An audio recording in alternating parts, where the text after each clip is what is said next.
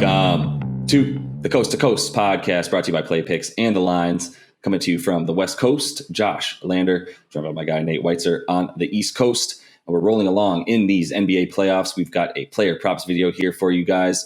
We are going to be bringing you every single playoff game as well, with some game videos each and every day of this postseason. So do make sure and and subscribe to that page. You can continue to follow along with us. Also want you to head over to thelines.com. Make sure you're getting the best odds out there as you shop those NBA player prop lines and get the best odds available from our props tool there on thelines.com. Also have a opportunity for you guys to win a $25 Amazon gift card if you head to play.thelines.com. And that's where we do have our NBA Daily Challenge. If you guys get every single one of those correct, we will send each and every one of you who does a $25 Amazon gift card. And as always, if you do still need a FanDuel or DraftKings account, head to fdpicks.com or dkpicks.com. Find those listings in your area, such as what we've got for tonight's play props. Nate, let's get into it.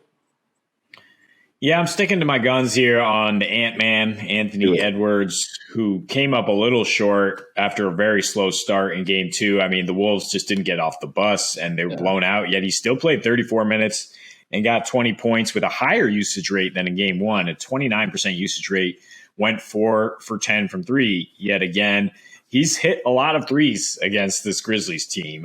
In his last 5 before he had a dud in February against Memphis, he was shooting 64% from deep and it hit 24 triples against Memphis, which will pack the paint, dare you to beat them from deep. And because of all the trouble they had with Cat in game one, I mean, Ant was also trouble, but you can adjust to try to keep Cat from beating you on those drives.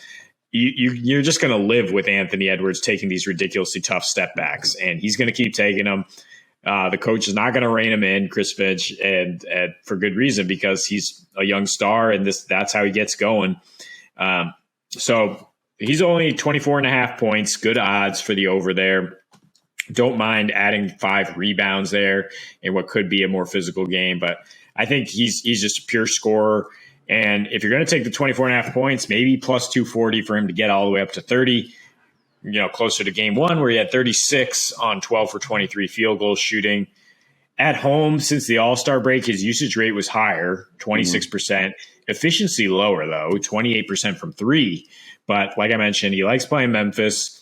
And he was a plus 31 at home versus a minus 19. That led to playing 5 fewer minutes per game, that because of more blowouts.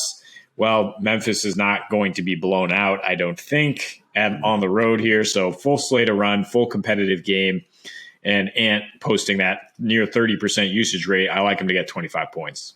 That's fair. Yeah, he's going to have another 30-point game, at least one more in this series, if not a couple. And I do think his averages will continue. He's the only guy that even looked explosive on offense at any given point in time. It wasn't early on, but he did, still manage to salvage 20 points in a game where he did not. Nobody played well for the Timberwolves, and I think you got to expect a bounce back game, especially for the young guy at home. Moving on to another young guy, Jordan Poole here. Can't stop taking him. I mean, he's averaging 29.5 points in this series, and his points prop tonight is 22.5, which gets you minus 108 on FanDuel. He's also at his 3-point prop there is 2.5, which is very likely for him to hit. So it's minus 135. You could do an alternate line on that one. Say he's going to hit 4 threes, and it's still about plus, I believe you get plus 125 on your money there on FanDuel. So slightly alternate line on his threes sounds nice. I actually like combining the two there. I've got a little same game parlay on FanDuel I'm considering where he hits over 2.5 made threes and gets those 22.5 point, or I'm sorry, no, his assists is the other thing I like, because I also want to consider his points and assists. Apologies, let me make that very clear. His assist numbers right now, it's really he's got 5.5. He's averaging 5.5, right? 11 in these first 2 games. He's got his prop tonight is only at 3.5, which gets you minus 144. That 2.5 3 prop, by the way, also gets you about minus 170 on FanDuel, or flip flop those odds. But either way, it's 2 really bad odds there. You combine those two, which I think are both super likely for him to get 4 assists, and 3 made threes, you get plus 161 on your money. You could do any 3 of those bets any kind of number of ways: the points, assists, and the 3-pointers made. And I would feel good about all of those. I mean, like I said, 29 and a half, basically 30 points a game so far in the first 2. He's getting the minutes. I don't know what's going to happen necessarily yet in game 3 in terms of Steph starting or not starting. I don't think it matters at this point. They want those 3 on the court together with Clay, Jordan Poole, and Steph. And then you've got, obviously Draymond's going to be in there, and then either Wiggins or Iggy as that 5th person in that small ball death lineup that they've brought back. Poole's going to be in there. It doesn't matter if he's starting or not. I do think he'll continue to start because Steph off the bench seems to be the most insane secret weapon that we didn't know about yet. But there's just so much fun that they can have with this lineup, and Poole's going to continue to eat because these guys are also having fun watching him eat, man. That's why you'll see in a minute I might consider under on another Warriors player because there's going to be stats eaten up by the fact that Jordan Poole is not only going to be continuing to score, he's playing facilitator role, and they're happy to let him do that and get that experience in the playoffs.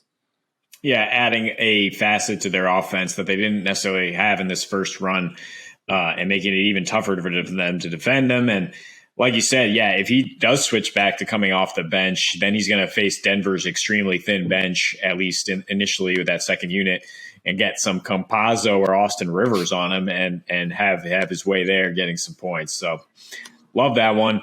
In Utah, we don't know if Doncic is going to play or not, so we are basically picking from the Jazz guys here. And while Donnie Mitchell has continued to fill it up every playoff game, he's got a clear partner in the 2-man game. It's Bogdan Bogdanovic. The 2 of them have taken 65% of Utah's shots in this series. So that is a ridiculous combined usage rate. Bojan at 21.5 points is even money, or the 2.5 threes is negative odds, but plus 200 if you want to get one more 3 in there, plus 270 if you want to get 4 threes in a win, which you could probably count on if Luka is not able to play. Dallas is 5 percentage points worse from 3 on the road versus at home. Maxi Kleber is playing more, and he is not a great defender, but they need him for his offense. And Bojan in the playoffs at home, his last 7 outings here, we mentioned in the game video, Utah's gone over in 8 straight home playoff games. Bojan averaging 21.7 points and hitting 3.5 threes at a 45% clip. And also his last 5 against Dallas, including these 2 playoff games, 23 points per game, 25% usage, shooting 57% from the floor. So I just like him, with Utah's needing at least somebody to keep that defense honest. So you can't just triple team Donnie Mitchell. I like him to capitalize on that and keep scoring.